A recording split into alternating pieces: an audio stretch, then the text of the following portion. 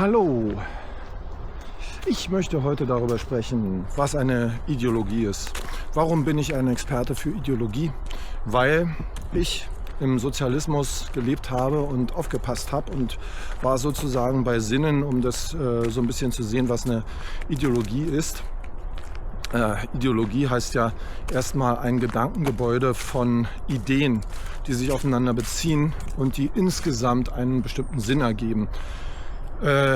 Nun ist ja nach meiner Auffassung das ganze Universum ein einziges sich also Beziehen von Ideen aufeinander. Ich hatte das mehrfach schon mit meiner Kaffeetasse erklärt. Die Kaffeetasse könnte also nicht sein ohne den Begriff Porzellan, ohne den Begriff Henkel, ohne den Begriff Getränk, ohne den Begriff durstiger Mensch und so weiter. Und sie ist also nicht einfach für sich da. Sie ist nicht objektiv vorhanden im freien Raum, sondern sie kann nur existieren in Relation zu anderen Denkobjekten. Wir verstehen aber den Begriff Ideologie so, dass wir da wie von außen drauf schauen. Also das, was wir denken im Normalzustand, im täglichen sozusagen, das halten wir nicht für eine Ideologie, sondern das ist einfach unser ganz vernünftiger Menschenverstand. Während wenn etwas fremd erscheint und wir gucken wie von Ferne drauf, was ist da die Ideologie? Wir müssen mühsam die Verbindungen herstellen zwischen den Denkobjekten, zwischen den Argumenten, zwischen den Fakten. Dann würden wir sagen, eine Ideologie. Eine Ideologie hat auch was Negatives. Es hängt ja zusammen dann mit den Begriffen aufoktroyieren, Demagogie,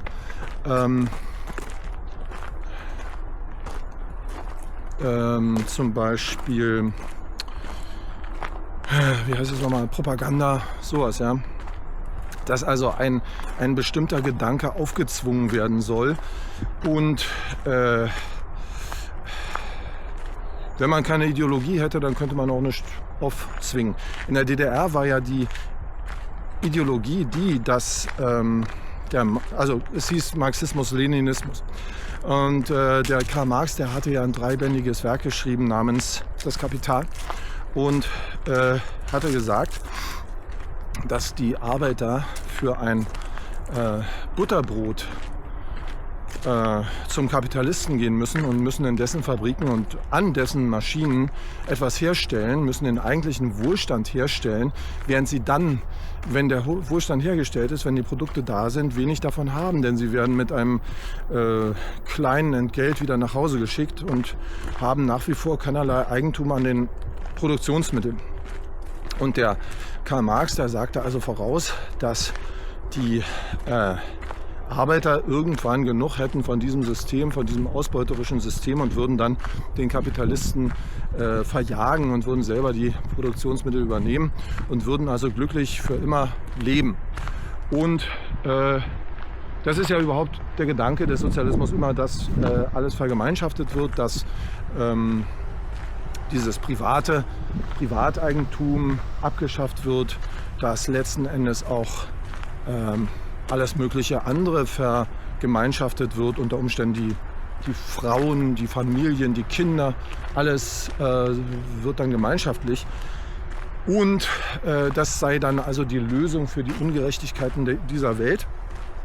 Und in der DDR hatte sich diese Ideologie so dann dargestellt, dass sie dem Namen nach tatsächlich umgesetzt worden ist. Man hatte also die Fabriken in ein sozialistisches Eigentum überführt. Jede Fabrik hieß so ungefähr VEB, volkseigener Betrieb für Lederherstellung, volkseigener Betrieb für Plastikartikel oder Autoherstellung oder so. Und Ähnliches in der Landwirtschaft. Da hießen die landwirtschaftlichen Betriebe immer LPG, landwirtschaftliche Produktionsgenossenschaft. Und natürlich war dem dem Arbeiter, der in so eine Fabrik ging, also dem Proletarier, ne? Bei Marx war immer die Rede von der Proletarier, also der Arbeiter, der Proletarier, der dann in diese VEBs ging, dem war schon klar, dass das nicht seine Fabrik ist, ja? Denn er hatte keinerlei Anzeichen dafür, dass das seins sein würde. Er konnte es also nicht verkaufen, er konnte es nicht beleihen, er konnte nicht sagen, ich möchte jetzt ein wenig mehr von dem Profit haben, sondern dieses sozialistische Eigentum, das zeichnete sich eigentlich dadurch aus, dass niemand wusste, wem gehört es eigentlich. Man konnte nur sagen, dass diejenigen, die eigentlich das Sagen hatten, das waren die Funktionäre und nicht der Arbeiter. Dieses Kapital von Karl Marx, diese 3 Bände, die waren im Osten weit verbreitet. Sehr, sehr viele Leute hatten das in ihrem Bücherschrank. Die waren so blau eingebunden und das war, sagen wir mal, das waren so 20 Zentimeter Buch, muss man sagen. Also 3 Bände, wie gesagt. Bloß gelesen hat es niemand. Sie standen da wie so eine Bibel und einfach so zum Zeichen, dass, also wenn man wollte, hätte man sie lesen können, aber es war in der Realität relativ unwahrscheinlich, denn es war kaum zu lesen, würde ich sagen. Da waren auch ganz viele Formeln drin, die ihre Bedeutung längst verloren hatten. Es ging um konkrete Betriebe irgendwie und dann hatte der Marx da irgendwas errechnet. Aber wie gesagt, die Quintessenz war eben dieses, die Arbeiter schließen sich zusammen, sie alle treten als gemeinsame Kraft auf. Es gibt ja auch diesen Spruch, Proletarier aller Länder, vereinigt euch. Und der stand im kommunistischen Manifest, das der Marx zusammen mit dem Engels rausgegeben hatte, seinem Freund. Der Freund übrigens war ein bisschen vermögend, dadurch konnten die sich zum Teil finanzieren. Das alles übrigens mit Marx und Engels, das ist so um 1850. Und die DDR betrachtete sich eben als die Materialisierung dieser Philosophie und dieser Ideologie. Und dem Namen nach war das ja auch alles wunderbar ausgearbeitet. Ne? Also die Deutsche Demokratische Republik, sie war eben demokratisch, es war eine Republik. Es gab Parteien, es gab irgendwie 5 Parteien, glaube ich auch. Im Wesentlichen, also zum Beispiel gab es neben der SED, der führenden und wunderbarsten Kraft im Sozialismus, gab es noch die CDU. Dann gab es sowas wie eine FDP, die hieß ein bisschen anders. Dann gab es noch eine Bauernpartei und noch irgendwas. Die SED nannte sich selbst irgendwie die Elite der Arbeiterklasse oder so. Das waren, warte mal, wie hieß das? Die Elite der Arbeiterklasse? Nee, sie hießen die führende Kraft oder so. Und also sie nannten sich selber quasi also so, als wenn sie selber Proletarier wären und würden nur die Interessen der Proletarier, also sprich des arbeitenden Volkes, vertreten. Und in Wirklichkeit waren es natürlich Funktionäre und Bürohengste, kann man sagen. Also von Proletariat war da wenig zu spüren.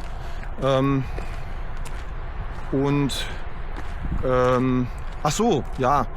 Also es gab diese 5 Parteien oder 4 oder ich glaube es waren 5 und die hatten sich zusammengeschlossen zu einer nationalen Front. Natürlich im Interesse des Proletariats, sodass also nicht der Kapitalist und diese Imperialisten, ich könnte fast sagen Imperialistenschweine, keine Chance hatten, sozusagen den tollen Sozialismus rückabzuwickeln. Also alle Parteien waren zusammen und man konnte nun natürlich wählen, wie man will. Letzten Endes, da passierte nichts. Die hatten zwar Parteien, aber im Prinzip keine richtigen Möglichkeiten, dass man mal was anderes wählen konnte. Es gab auch ein Parlament, da wurde auch geredet, aber es war ganz ähnlich. Was geredet wurde, war immer im Sinne des Proletariats. Und damit sage ich, es war im Sinne dieser Leute, Was anderes konnte man im Prinzip gar nicht argumentieren. Wenn man damals ein bisschen gegen den Sozialismus eingestellt war, dann hieß es immer, bist du vielleicht gegen den Sozialismus? Bist du gegen die Menschen? Denn der Sozialismus war ja für die Menschen. Und jeder, der also nicht für den Sozialismus war, der war demzufolge gegen die Menschen. Da der Sozialismus auch für den Frieden war, war derjenige, der dagegen war, auch gegen den Frieden und so weiter und so weiter. Und ganz ähnlich wie Ideologien immer sich darstellen, befassten sich viele Institutionen mit diesem Werk von Karl Marx. Man sagte damals übrigens, und das wird euch vielleicht ein bisschen an heute erinnern, es sei ein wissenschaftliches Werk und da es ja wissenschaftlich ist, kann man es gar nicht leugnen. Die erste, ich glaube so hieß es, die erste wissenschaftliche Philosophie der Welt. Und wir hatten das Vergnügen, sie auszuleben. Und und das erinnert uns ein bisschen an überhaupt dieses Argument mit der Wissenschaft, ne? Die Experten, die Wissenschaft. Also was der Experte sagt und die Wissenschaft, das kann man ja nie leugnen und das wird wahrscheinlich auch nie seine Wirkung verfehlen, wenn man diese Worte im Munde führt. Übrigens gab es ja im Christentum die Scholastik, die sich auf wissenschaftliche Art und Weise mit der Bibel beschäftigte und für die quasi das Interpretieren der Bibel in immer neuen Formen die Wissenschaft war. Und wir erinnern uns zum Beispiel an den Streit von Galileo Galilei, der sich einen Streit lieferte mit Kirchenvertretern. Und er sagte ja, nicht die Sonne dreht sich um die Erde, sondern die Erde dreht sich um die Sonne. Und er wollte dieses Argument beweisen, indem er sagte zu den Kirchenvertretern, bitte schaut doch durch mein Teleskop, dann könnt ihr das besser sehen. Und die sagten, nee, das machen wir nicht, wir haben ja hier die Bibel. Mit der Bibel ist also alles bereits geklärt und bewiesen und irgendwelche anderen Einsichten brauchen wir nicht. Und wie funktioniert eine Ideologie dann ganz praktisch? Ganz praktisch funktioniert sie so, also wenn sie in der Form der Indoktrination daherkommt, ne? Wenn es eine... Ich wollte jetzt auch mal die Brücke schlagen von dem Wort Ideologie zu ganz neutralen Begriffen, damit man merkt, es ist eigentlich immer dasselbe. Es ist eine so wie Abstimmung innerhalb der Gesellschaft, dass etwas so und so sei. Und entweder diese Abstimmung wird bewusst herbeigeführt, indem Leute sagen, das wäre jetzt aber in unserem Interesse, dass das mal quasi von allen begriffen wird, ja, und von allen so gedacht wird. Und da wir zufällig die Presseorgane kontrollieren, können wir das ja einfach mal so schreiben lassen. Und andererseits, wenn man so eine Ideologie in Form von einer Mode beispielsweise vor sich hat, wo man sagt, wenn man jetzt in den 70er Jahren eine Schlaghose kauft, also so eine Hose, die nach unten ganz weit wird und oben aber ganz schön eng ist. Das ist also eine tolle Idee von mir, sieht richtig gut aus bei mir. Und dann, 20 Jahre später, guckt man sich Bilder an und sagt, das war ja gar nicht meine Idee. Das haben ja alle so getragen. Das sieht auch nicht besonders gut aus heutiger Sicht. Und also es ist sozusagen eine Ideologie, ein Gedankenwerk, was sich vielleicht verbreiten soll. Und im Sozialismus war es eben so, dass aber auch jeder da mitmachte bei diesem Ideologieverbreiten. Also niemand, den du auf der Straße trafst oder wenn du im Betrieb jemanden fragen würdest, ist der Sozialismus nun wirklich nach deinem Geschmack, hätte damals gesagt, nein, ich mag das nicht, ich würde ganz gerne mal reisen oder so, sondern der Sozialismus wurde, wo auch immer man fragen würde, gepriesen. Und natürlich stand in jeder Zeitung das so, ja, der Sozialismus ist das Beste. Die Regierung sagte es selbstverständlich, alle Journalisten, wenn man sie vielleicht zu Talkrunden einlud, ich weiß gar nicht, ob es sowas gab damals, die hätten gesagt, nein, der Sozialismus ist wunderbar. In der Schule, die Lehrer, in der Universität, die Professoren, alle wussten, das ist eine wunderbare Sache. Und nun gibt es ja die sagen, das hat ja niemand geglaubt oder so. Nee, doch, das haben schon viele geglaubt. Und manche sind auch regelrecht verrückt geworden, nachdem dann plötzlich innerhalb kürzester Zeit der ganze Sozialismus auseinanderflog und plötzlich sprach keiner mehr davon, wie schön der Sozialismus ist, sondern alle waren genau der gegenteiligen Meinung. Und damals gab es diesen Begriff des Wendehalses, das hielt sich ein paar Jahre. Ja, Wendehals hier, Wendehals da. Und es stellte sich raus, dass das, was man die ganzen Jahre gehört hatte, im Grunde gar nicht die ehrliche Meinung von den Leuten gewesen ist, sondern das sagen die einfach so, damit sie ihre Ruhe haben. In jeder Gesellschaft ist es, glaube ich, so. Ja. Ich möchte noch einen Nachtrag machen zum Thema Ideologie. Und zwar war es in der DDR natürlich nicht so, dass die normalen Menschen von dieser Ideologie so viel verstanden, also von den Werken von Marx oder so, sondern die haben einfach nur geguckt, was sie sagen müssen, um durchzukommen und wie sie reagieren müssen, wenn angeordnet war beispielsweise, dass eine Versammlung durchgeführt werden muss. Also man sollte erscheinen und man sollte keine Widerrede bringen. Und auf diese Art und Weise war also da ein sehr großer Gleichklang in der Gesellschaft. Ne? Also man hat diese selben Thesen von oben bis unten gehört, immer wieder, immer wieder. Und auf diese Art und Weise wird also eine Überzeugung geschaffen, dass es so nicht anders sein kann. Und das haben diese Ideologien, wenn sie sich verbreiten, immer gemein, dass sie dann wie natürlich daherkommen und jeder hat sie im Kopf und jeder denkt es einfach auch ein bisschen.